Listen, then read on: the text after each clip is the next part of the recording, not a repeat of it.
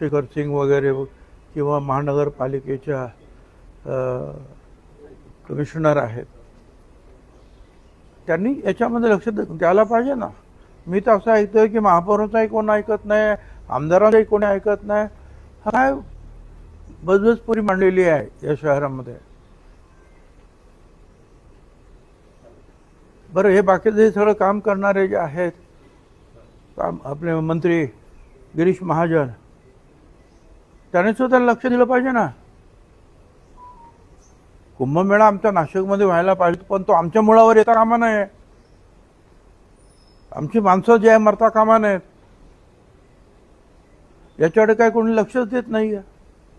नाशिकला एवढे खड्डे आणि एवढं बेकार नाशिक कधीही नव्हतं. त्या दिवशी मी एका लग्नाला सातपूरच्या पुढे गेलो होतो.